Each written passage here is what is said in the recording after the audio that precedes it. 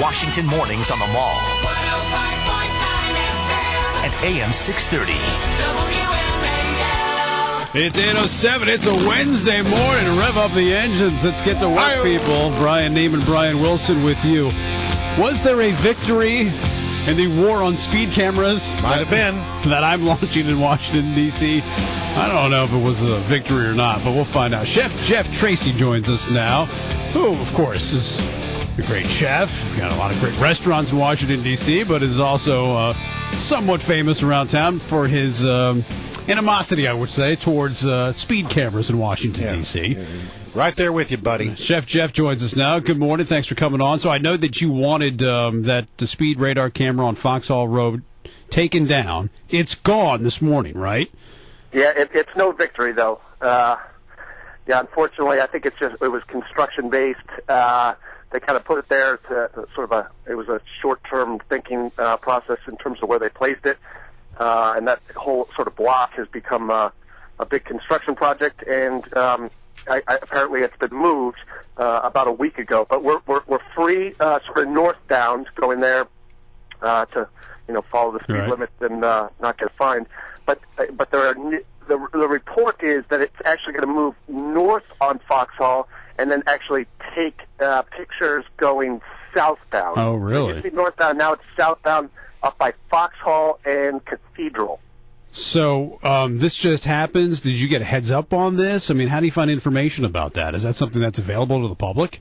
Yeah, no. Yes, it was information available to the public. It's on the DC.gov website in terms of where all the speed cameras are always available on the DC.gov website, and it's very beneficial and very cost-effective to know where they are and to plug them into your GPS system. But this one is coming back. It's just because it's construction right now. I have to ask you, did you hear the mayor's comments not too long ago? We talked about it for quite some time, where he basically said he wanted to blanket the city with speed radar cameras.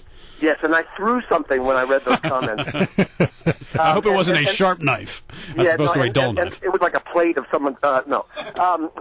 So what was most frustrating about that was what the mayor doesn't understand is that he's the mayor of the capital of the free world, and he truly believes that photographing everybody is the way to get people to comply with some sort of law, and I find it very un-American. Well, I'm with you there. So what can we do about it? I mean, you're an influential guy. You know a lot of powerful people. They come to your restaurants. We got a radio station here, pretty good platform to talk about this issue. What kind of campaign can we begin to put this thing back in the bottle, to shut down this growing trend and governments everywhere in this area to put not fewer cameras, but more cameras out there? And we all know this is not about public safety. It's about money. Right. I mean, if they could prove it was public safety, and I've always taken the stance that it's 10% public safety and 90% revenue generating. If they could flip that, if they could prove they could do that, and they could do that, they could put it only in school zones, or they could make the signs really dramatic and say, $150 fines ahead. That's why I put the sign guy out there. And really made it about public safety, that would be a different thing. But this is a revenue generating system, and mayors across the country are using it. Rahm Emanuel's using it right now in Chicago, and Mayor Gray has just found it as a great source of income. All right, Chef Geoff, it's always good to talk to you. And by the way, the way to fix it is to vote. And we'll be voting, and we'll hopefully make it a campaign issue. Well, maybe somebody will run as mayor on that platform, kind of like repealing the car tax in Virginia. That would be something. Yeah. Chef Geoff, good to talk to you as always. Thanks for your time. Thanks. Cheers.